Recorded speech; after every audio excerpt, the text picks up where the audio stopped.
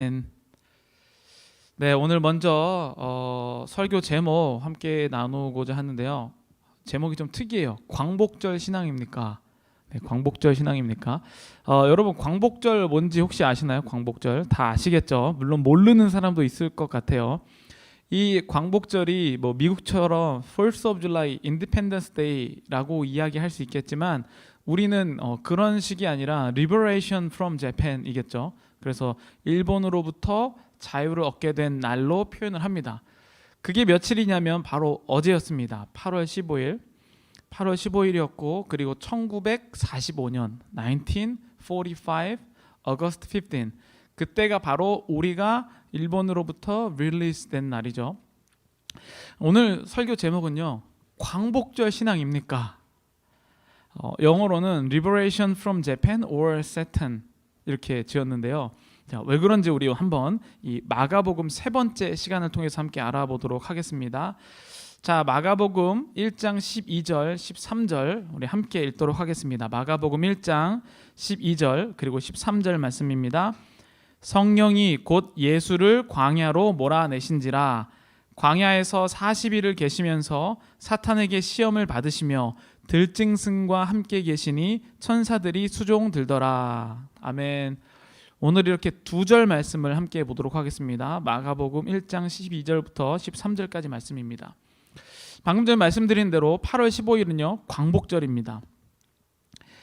그런데 제가 이제 기사를 보니까 우리나라에서는 광복절이라고 이야기하지만 일본에서 당시 뉴스에 어떻게 이야기했냐면 우리가 항복 기업한 게 아니라 일본인들을 위해서 우리 그 뭐라 그러죠? 그 일본 천황이라고 그러네요. 천황이 전쟁에 너무 지친 일본인들을 위해서 전쟁을 멈췄다라는 기사를 냈대요. 그러니까 자기들이 항복한 게 아니라 힘든 우리 일본인들을 위해서 전쟁을 멈췄다라고 그렇게 기사를 냈다고 합니다. 그런데 그날 당시에 보니까 8월 15일이 딱 됐다고 해서 우리가 정말로 와 기쁘다 이렇게 나간 게 아니라 이게 진짜인가 가짜인가 그렇게 의심하는 사람들이 굉장히 많았다고 해요.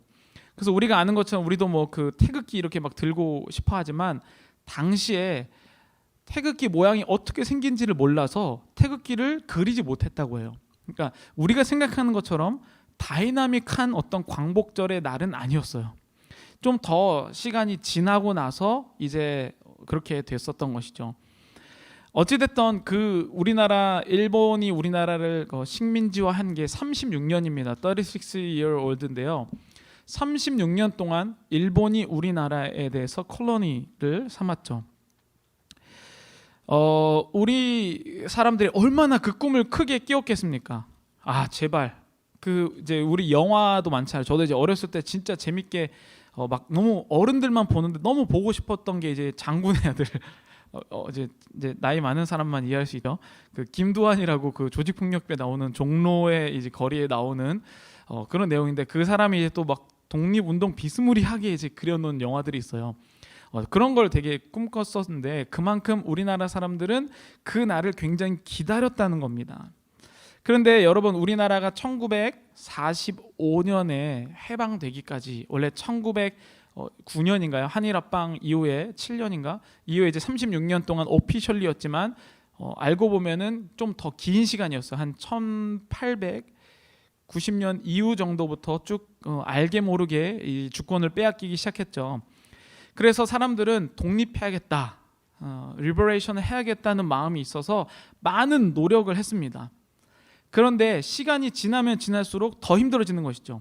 뭐가 힘들었냐면 일본의 꿈은 우리나라만 이렇게 테이크오버 하는 게 아니라 우리나라를 이제 한국이 있고 이렇게 큰 중국이 있잖아요. 우리나라를 계단으로 해서 스텝업해서 차이나 러시아 이런 쪽을 다 가져가고 싶어 했어요.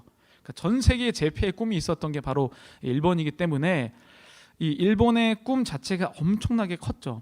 그런데 그 중간에 우리가 딱 발판으로 퍼스트 스텝으로 있으면서 거기에서 당했던 게 뭐냐면 일본이 전 세계를 지배하기 위한 어떤 그 자원, 리소스라 아니면은 그 푸드 아니면 돈 이런 거를 우리나라한테 뺏은 거예요. 자, 여러분이 만약에 지금 우리 대한민국 사람인데 한국 사람인데 한국에 살고 있는데 일본이 우리나라를 뺏었어요. 자, 세금을 텍스를 어디다 내야 될까요? 일본한테 냅니다. 근데 그 사람들이 어떤 정책을 썼냐면 텍스를 내는데 그 자기들이 직접 걷는 것보다 한국인 중에 부자들한테 먼저 도네이션을 받아요. 한국인 부자한테 돈을 먼저 받은 다음에 엄청나게 많은 돈을 받았겠죠. 그 돈을 받은 사람한테 그 저거를 주는 거죠. 그 행정권을 주는 거죠. 그래서 그 한국인 부자 돈 많은 사람한테 일본이 먼저 돈을 주고 그 한국인 부자는 한국인한테 텍스 컬렉팅을 할 수 있는 퍼미션을 줍니다. 그러니까 그 이제 그 우리나라 말로 이제 앞잡이라고 하는데 그 앞잡이들은 그래서 굉장히 다 부자였어요. 그래서 그 사람들은 일본한테 낸 것보다 더 많이 빼야 되니까 돈을 더 많이 걷어간 거죠. 아주 나쁜 사람들이죠. 그래서 앞잡이라 부르고 지금은 이제 매국노라고 부르는 사람들이 그런 사람들입니다. 왜 일본에 이렇게 돈이 많이 필요하냐면 바로 전쟁하기 위해서. 돈뿐만 아니라 사람도 데리고 갔죠. 지금 해결되지 않는 그 컴포트 우먼 위안부 문제 같은 것이라든지 아니면 저 사우스 그러니까 지금 사우스 코리아 말고 더 사우스 호남 쪽으로 가면 쌀이나 이런 모든 것들을 다 가져갔습니다. 일본이 전쟁하기 위해서 다 가져갔어요. 그러니까 우리나라 사람들은 살 수가 없는 겁니다. 정말 거지처럼.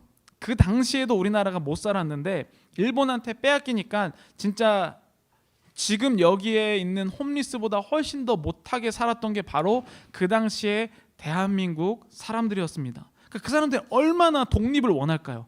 얼마나 이 일본을 무찌르고 막 그런 나라를 원할까요? 그래서 독립을 원하기 위해서 많은 노력들을 했습니다. 그 노력 중에 하나가 뭐였냐면 바로 상해에다가 temporary government를 세운 거죠. 상해 임시 정부를 세웠는데요. 상해 임시 정부가 1919년 1919에 세웠습니다. 1919이 3.1운동이 일어났던 데가 1919년인데 그것 때문에 정부를 세우겠다라는 움직임이 일어서 그 해에 상하이에 임시 정부가 생깁니다. 근데 그 임시 정부가 생겼을 때에 돈이 없었잖아요. 그래서 그 임시 거기 이제 사진이 있거든요. 넘겨주시면 네 제가 넘겨볼게요. 네 사진 안 넣었네. 어쨌든 상해 임시정부가 이렇게 생깁니다. 근데 그 상해 임시정부가 돈이 없었을 때 그 돈 그때 렌트비 같은 그 돈을 대준 게 누구였냐? 바로 우리 LA에 사는 이민자였어요. 그 당시 이제 오렌지밭에서 노동자들이 돈을 모아서 상해 임시정부에 렌트비를 내줬습니다. 첫 번째 그 베이스먼트의 돈을 다 대줬죠. 그걸 모은 사람이 누구냐면 바로 우리가 알고 있는 도산 안창호입니다. 네, 여러분 여기 아시죠? 그 육가랑 거기 호바트인가 저기가 어디지? 그 육가랑 호바트에 있는 도산 안창호 USPS 우체국. 그 다음에 저거는 그 다운타운에서 어디 나간대? 이제 10번 나가는 게인가? 거기에 이제 거기 스테이플스 있는데 거기에 익스체인지가 있어요. 도산 안창호 메모리얼 인터체인지가 있어요. 이게 뭐냐면 미국에서 이거를 기념 장소로 우리 LA 근처에 해줬는데 그 이유가 뭐냐면 이 도산 안창호가 이 돈을 모아서 그 상해 임시정부에 갖다 줘요. 근데 이 돈을 어떻게 모았을까? 이 자료에 의하면 우리나라 이 이민자들이 그 당시에 버는 돈의 50% 자기가 오렌지밭에서 진짜 여기도 거의 노예처럼 일했죠. 노예처럼 일하는 거에 50%를 걷어서 안창호한테 냈대요. 좀 뭔가 이상하지 않아요? 아니 지금 나도 먹고 살기 힘든데 50%를 어떻게 냈을까? 그래서 어떤 사람들은 아름다운 이야기로 꾸며서 예전에 무한도전에 나왔는데 아름다운 이야기로 꾸며서 그것 봐라 우리가 집을 사기 전에 이 어른들이 먼저 나라를 생각했다라고 했지만 이 현실은 조금 다릅니다. 현실은 뭐냐면요. 저쪽에 올림픽에 가면요. 대한인국민회라는 그 첫 번째 여기 무슨 교회 있거든요. 그 이쪽에 처음 생긴 교회 그 옆에 있는데 대한인국민회에 가면은 요 역사가 있는데 어떤 역사냐면요. 도산 안창호가 했었던 게 뭐냐면 그 당시에 영사관이 없었어요. 미국에. 그러니까 우리나라 사람들이 이제 만약에 한국 사람들이 미국에 오면 패스포드라든지 아니면은 그 페이퍼가 필요해요. 그래야지 병원도 가고 학교도 가고 이러는데 이러한 페이퍼 그 워크를 하나도 할 수가 없던 거죠. 왜냐하면 일본 아래에 있었으니까. 그래서 안창호가 어떤 딜을 했냐면 한국 사람들을 모아놓고 미국 정부랑 딜을 합니다. 우리는 한국인이니까 여권이랑 이런 것들을 우리가 발행하도록 해달라. 그래서 거기서 퍼미션을 받아요. 그래서 그 여권이랑 이런 이 정부의 어떤 그 오피셜 페이퍼를 퍼미션을 하는 그 대가로 세금을 이 대한민국민회로 낸 거예요. 거기에 수장이 안창호였고요. 그래서 그 돈을 가지고 상해 임시정부를 세운 거죠. 자, 여러분, 나라가 없다는 거 이 정도로 참 굉장히 힘들어요. 살기가 진짜 쉽지 않죠. 제가 오늘 왜 이 광복절 이런 이야기를 하냐면요, 오늘 제 설교 제목이 광복절 신앙입니까 이거잖아요. 근데 왜 임시정부를 상해에 세웠을까? 한국 안에서는 안 되기 때문이죠. 한국에서는 잡혀서 죽일 수밖에 없었습니다. 그래서 이 임시정부는 상해에 세우고, 그 다음에 여러분 그 군사 밀리터리 플랜은 어디서 세웠는지 혹시 아시나요? 모르세요? 그 군사훈련, 그래서 독립 그 밀리터리 학교는 만주에 세웁니다. 중국이죠. 그 북한의 압록강을 좀 더 넘어가면 있는 그 땅 만주에 군대가 세워집니다. 왜 거기에 세웠냐면 바로 거기서 새로운 생각, 새로운 희망을 꿈꾼 겁니다. 비록 지금 우리나라 땅은, 한국 땅은 지금 콜로니가 되어서 일본의 것으로 되어 있지만, 우리가 만주에 나가서 군대 훈련을 하고 또 상해에 나가서 어떤 정치적으로 폴리티컬리 딜을 하면은 우리가 독립할 수 있다라는 그러한 마음을 가지고 새로운 땅으로 간 겁니다. 제가 왜 이 이야기를 했냐면요, 오늘 본문에 이와 똑같은 배경이 나오기 때문입니다. 자, 오늘 본문에 보면요, 성령이 예수를 광야로 몰아냅니다. 디저트라고 하기도 하고 또 광야라고 부르는 곳으로 갑니다. 이 광야, 근데 이 광야를 지금 우리가 생각하는 것처럼 광야 그 광야를 지나며 이런 유명한 찬양도 있잖아요. 광야를 그런 식으로 생각하면 안 됩니다. 광야를 이 당시 유대인들이 생각했었던 광야의 이미지를 우리가 알아야 돼요. 자, 일본이 생각하는 1945년 8월 15일이랑 그 다음에 한국이 생각하는 1945년 8월 15일은 정말 다른 날입니다. 근데 우리는 이 광야를 그냥 커먼 센스 안에서 이해하면 이 광야가 이해가 안 가는데, 당시 유대인 입장으로 광야를 생각하면 어떤 곳이었을까요? 지금 예루살렘은, 지금 이스라엘 자체는 로마의 식민지가 됐습니다. 근데 우리나라 차는 30몇 년이 아니라 거의 엄청나게 긴 기간 동안 로마가 지배를 하고 있는 것이죠. 근데 그들이 참을 수 없었던 건 뭐냐면요, 성전, 그들이 다른 건 다 망해도 하나님이 다시 오시는 장소가 어디냐면 바로 성전이었거든요. 예루살렘 성전. 근데 그 성전을 빼앗겼어요. 어떻게 빼앗겼냐면 그 성전의 가장 큰 리더가 누구였냐면 대제사장입니다. 대제사장은 누가 이렇게 임명을 하는 게 아니에요. 대제사장은 누가 이렇게 그 사람을 일렉션 하든지 이렇게 주는 게 아니라 대제사장은 태어나는 겁니다. 대제사장 그 집안에서 패밀리로 이렇게 태어나는 거죠. 레위 지파 이런 게 다 태어나는 거예요. 근데 로마가 이걸 어떻게 바꿔버렸냐면 이 대제사장을 로마가 임명하게 돼버려요. 그러니까 유대인들 입장에서는 거의 망한 거죠. 왜냐하면 하나님이 주시는 이 가업이 자체가 로마가 입력하게 돼버리니까 완전히 잘못된 건데, 거기서 더 또 잘못된 일이 일어나는데 뭐냐면요, 로마가 임명하다 보니까 로마는 뭘 하는 나라였죠? 로마는 평생 전쟁만 하는 나라입니다. 일본이랑 똑같아요. 전쟁만 하는 나라는 뭐가 필요하냐면 돈이 필요합니다. 세금이 필요해요. 그래서 이 대제사장 자리를 어떻게 했을까요? 팔았습니다. 돈 많은 사람이 성전의 대제사장이 된 거예요. 그래서 예수님을 십자가에 못 박았을 때 대제사장 바로 돈 주고 산 자리입니다. 그러니까 이 지금 유대인들이 원하는 이 지금 예루살렘은 완전 개판이에요. 견딜 수가 없는 거죠. 그럼 그들은 어떻게 했을까요? 우리나라 사람이 만주로 가고 상해로 간 것처럼 사막 광야로 갑니다.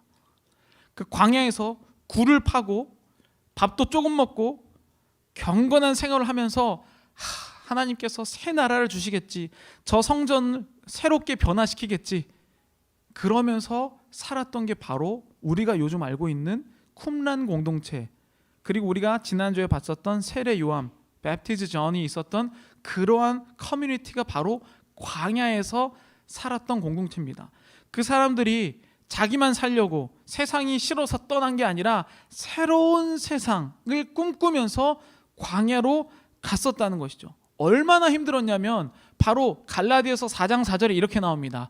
때가 참해, but when the time had fully come. 어느 정도냐면 다 망할 것 같은 거예요. 진짜 세상 끝났다 정도로 생각하는 게 바로 이 때가 참해입니다.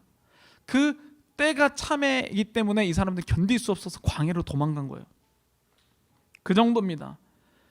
그런 상황이 바로 상황이고 그 광야에 가서 지금 예수님이 시험을 받고 있는 겁니다.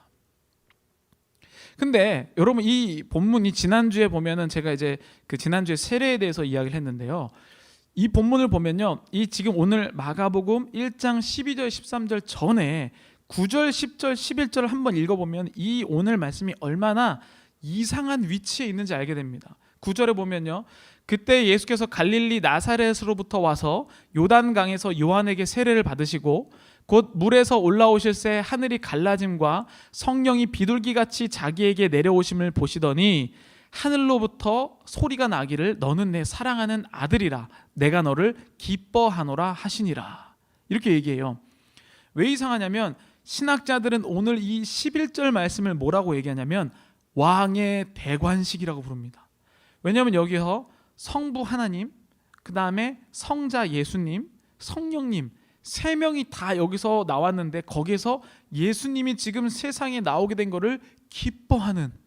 그러니까 이제 저도 이제 그 게임 오브 드론 좋아하는데요. 게임 오브 드론 이제 왕자 언제 누가 찬탈할 것인지 이번 연도에 나왔었나? 기억이 안 나네. 이번 연도에 안 나왔죠. 원래 4월인가 올해 나오는데 어쨌든 안 나오네. 게임 오브 드론처럼 이 왕자가 막 이렇게 왕좌에 대해서 이렇게 다가는데 지금 그 대관식이 일어난 겁니다. 여기에서. 그러니까 여러분 만약에 그 왕이 딱 됐어요. 그럼 여러분들 뭘 하시겠습니까? 광복이 됐어요. 뭘 하겠습니까? 파티하겠죠. 그날부터는 축제예요. 왕이 뭔가를 베풀고 막 축제를 벌이고 다 막 먹을 거 먹고 이렇게 하겠죠. 근데 희한하게 이제 왕의 대관식이 끝나고 파티해야 되는 그 12절에 뭐가 나옵니까? 성령이 곧 예수를 광야로 몰아내셔요. 이게 지금 여러분 이 말씀을 이해하는 포인트입니다. 우리는 예수님을 어떤 존재로 이해하냐면 파티하는 존재로 여겨요. 뭔가 지금 우리가 광야에 있으니까 이 광야에서 다시 지금 우리 예루살렘을 새로운 로마를 몰아내고 새로운 뭔가 강력한 파워풀한 뭔가 그러한 왕을 기대를 하고 있는 거죠. 근데 희한하게도 모든 이 복음서 가운데 예수님의 시작은 시험으로부터 시작되는데 거기가 어디냐? 바로 광야입니다. 근데 중요한 건 제가 오늘 빨간색으로 표시를 해놨잖아요. 중요한 건 뭐냐면 누가 시키나요? 사탄이 시키나요? 아닙니다. 성령이 광야로 내보내신다는 거죠. 우리가 지금 생각하는 메사야, 우리가 생각하는 하나님 예수님은 뭔가 지금 우리가 핀트가 맞지 않고 있다는 겁니다. 그 광야 뭡니까? 지금 요한이라든지 이런 사람들이 하도 예루살렘이 때가 참에 마지막 날 때처럼 너무나도 혼란스럽고 힘들어서 새로운 세상을 꿈고 간 곳 그 광야에 예수님이 나갑니다. 그런데 이 광야에 대한 이 시험을 여러분들이 잘 아는 내용이에요. 광야에 대한 시험은 뭐냐면요, 마가복음에는 안 나와요. 이렇게 몰아내신지라 하고 그 다음에 13절에도 오늘 무슨 시험을 했는지는 안 나옵니다. 그런데 이것을 이제 마태복음의 4장에 자세히 나와 있는데 마태복음 4장에 이렇게 이제 세 가지 시험에 대해서 나오죠. 여러분들이 잘 아는 것처럼 배고프니까 40일 동안 금식을 했어요. 자, 여기 40일 동안 굶어보신 분 있으신가요? 네, 정말 40일 동안 금식하다가 돌아가신 분들도 계십니다. 함부로 일단 도전하지 마세요. 자, 40일 동안 굶은 다음에 사탄이 시험하는데 뭐라고 하냐요? 첫 번째, 돌이 떡이 되게 해라. 정말 대단한 유혹이죠, 음식. 자, 그 다음에 두 번째는 뭐냐면 바로 성전 꼭대기, 그 변화돼야 될 곳, 지금 로마 사람들이 돈 주고 판 그 자리, 그 성전 꼭대기에 올라가서 뭐라고 얘기합니까? 뛰어내려라. 그러면은 천사들이 너를 받아줄 거 아니냐, 이렇게 얘기해요. 세 번째는 세 번째는 제가 안 싫었는데, 세 번째는 바로 이 자기한테 절을 하면 이 세상을 주겠다, 이렇게 세 가지의 시험에 대해서 이야기하죠. 자, 근데 오늘 이 세 가지 시험 중에 특별하게 광야에 대해서 생각해야 될 게 있습니다. 예수님은 어떤 시험을 사탄에게 당했는가? 자, 여러분 여기 보세요. 지금 이 시험, 첫 번째 시험, 돌이 떡이 되게 하라. 이게 어떤 시험일까요?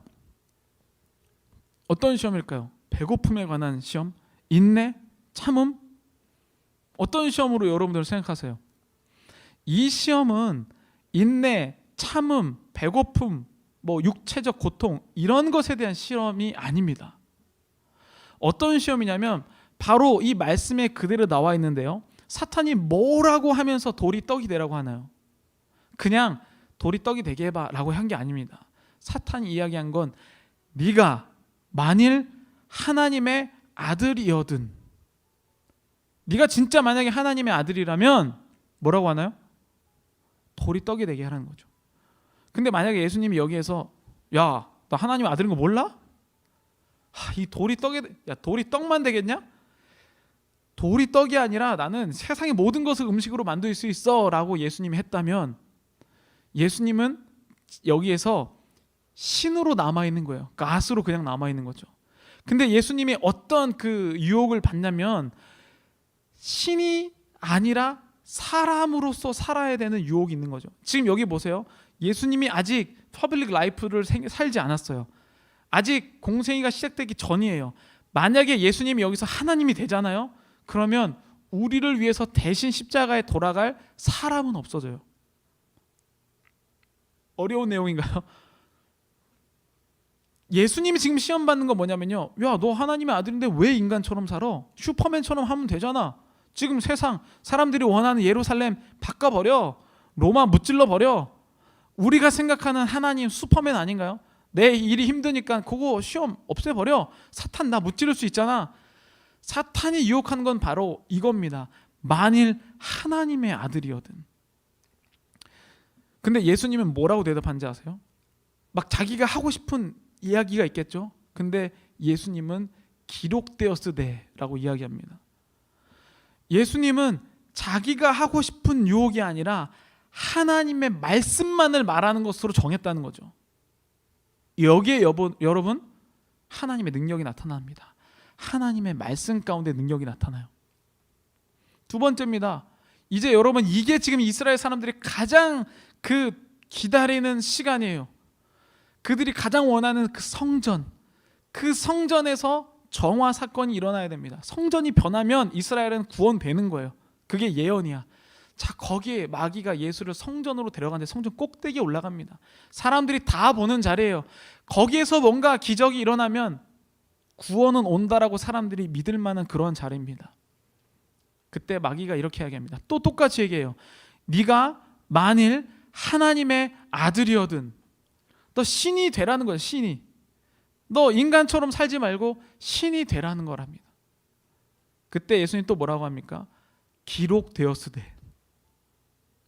이게 예수님의 대답입니다. 여러분, 광야는 뭔지 아세요? 이 사탄이 처음부터 죄의 유혹을 뭐라고 했습니까? 죄의 유혹이 우리가 진짜 인간이 그 과일이 정말로 너무나도 맛있어서 죄를 지은 것이 아니라, 사탄이 우리에게 있었던 죄의 유혹은 뭐냐면, 너 하나님과 같이 될 수 있어. 네 인생 네가 책임질 수 있어. 네 인생 네가 결정하는 거야. 네 인생은 너한테 달려있지 라고 사탄이 이야기하기 시작합니다. 그러면 그때부터 우리는 견딜 수 없는 괴로움이 시작되는 거죠. 이게 죄의 시작입니다. 광복절 신앙입니까? 여러분, liberation from, 여러분들은 지금 내 어려움과 환경과 이 극복, 진짜 다른 사람들로부터 오는 스트레스, 지금 이 코비드-19 또 코비드 블루, 여러 가지 우리에게 주는 환경들이 있어요. 이 당시에 유대인들이 원했던 로마를 쳐부수고 이 광야에서 저 예루살렘 성전이 새롭게 변신돼서 좋은 세상을 만드는 것, 그게 광복절 신앙이에요. 근데 예수님은 그 신앙이 아니라 광야의 살기로 말씀하셨어요. 예수님 신앙은 바로 그런 신앙입니다. 여러분들은 지금 어떤 하나님을 꿈꾸고 계시나요? 어떤 하나님이 여러분의 하나님입니까? 정말 멋지게 진짜 내 갈수록 나의 점점 나이가 먹어갈수록 인간관계 더 좁아지는데 코비드 때문에 더 릴레이션십이 우리가 더 작아지고 있어요. 더 리미티드된 퍼슨만 만나고 있어요. 더 힘들어져요. 믿을 수가 없어요. 이제 우리는 힘들어서 만주로 가고 싶어요. 상하이로 가고 싶어요. 광야로 가고 싶어요. 거기에서 새로운 세상을 원하고 싶어요. 근데 예수님이 오늘 마가복음을 통해서 원하는 그 새로운 세상은 네가 원하는 그 새로운 세상은 아니라는 겁니다. 어떠한 세상이요? 지극히 하나님의 시각으로 보는 세상이 나오게 된다는 겁니다. 오늘 본문에 그렇게 나와 있죠. 죄송합니다. 광야에서 40일을 계시면서 사탄에게 시험을 받으시며 들짐승과 함께 계시니 천사들이 수종 들더라. 여러분의 인생에 이러한 퍼스펙테이션, 시각의 변화가 일어나지 않으면 하나님한테 언제나 와서 뭐라고 하시겠어요? 여러분, 돌이 떡이 되게 해주세요. 하나님, 저 높은 성전에서 서서 있으면요, 제가 하나님 전도 많이 할게요. 저 하나님 잘 믿을게요. 여러분 이런 기도 많이 하시잖아요, 그렇죠? 예수님이 공생애를 시작하기 전에 받았던 유혹이 바로 그런 유혹이었어요. 근데 대부분의 기독교인들은 여기에 머물러 있습니다. 하나님 돌이 떡이 되게 해주세요. 하나님 내 인생 진짜 메스업 됐어요. 다시 리셋할 수 있도록 도와주세요. 근데 그 리셋은 하나님이 원하시는 것은 내가 죽고 예수님의 신과 같은 슈퍼맨 같은 마음이 죽고 이 세상에서 정말 인간다운 예수님이 나타나셔야 되는 건데 우리는 슈퍼맨을 바라고 있다는 겁니다. 여러분 가운데 다른 소망이 아니라 새로운 나라, 새로운 세상, 그 대신 무언가 내 환경이 변하는 것이 아니라, 여러분 결국에 이 기독교인, 우리나라의 기독교인들이 어떻게 됐는지 아세요? 우리가 그렇게 이야기하는 멋진 기독교인들, 그 중에서 왜 기독교인을 믿었냐면 이 열심당원이라고 예수님의 제자 중에서도 나오죠. 결국에는 우리나라의 독립을 위해서 하나님이 하셔야 한다. 그래서 예수님의 제자가 된 사람들도 있어요. 열심당원이라고 부르죠. 우리나라의 독립투사 중에 많은 사람들이 기독교인이 된 이유가 바로 그거였어요. 하나님을 믿으면 거기 가운데 하나님의 슈퍼 파워가 나와서 일본을 깨부셔버릴 거다. 그것이 아니었다는 겁니다. 광복절의 신앙에서 벗어나서 하나님이 주시는 진짜 평안은 뭐냐면요, 일본한테 심지어 우리가 광복이 되지 못할지라도 하나님께서 변하시는 인생의 변화가 있다는 거죠. 여러분들의 인생이 지금 내가 코로나 때문에 난 못해, 나는 지금 어떤 환경 때문에 난 너무 힘들어, 여러분 그 생각이 나를 지배하고 있다면 여러분들의 인생이 하나님 온전히 맡기시길 바랍니다. 그때에 우리 삶의 변화가, 역사가 일어나는 줄로 믿습니다. 기도하시겠습니다. 사랑의 하나님 아버지, 감사합니다. 많은 사람들이 원하는 것처럼 우리는 세상이 변화되는 하나님, 슈퍼맨의 하나님, 그러한 하나님을 꿈꿨습니다. 주님, 그 하나님을 내려놓고 예수님께서 택하셨던 그 광야에서 슈퍼맨이 되기를 포기하셨던, 정말 지극히 작은 인간이 되기를 원하셨던 그분의 사명을 위해서 정말 배고파서 죽을 지경이었지만 모든 것을 단번에 뭔가 변화시킬 것 같은 그러한 욕망 가운데 사로잡혔지만 하나님의 아들이라는 것을 세상 사람들에게 뽐내보라는 그러한 유혹을 받았지만 결국엔 하나님처럼 되지 아니하고 지극히 작은 인간으로서 사명을 마치신 그 예수님의 희생을 봅니다. 우리 가운데 그러한 소망과 신앙이 싹트게 하여 주시옵소서. 예수님의 이름으로 기도드렸습니다. 아멘.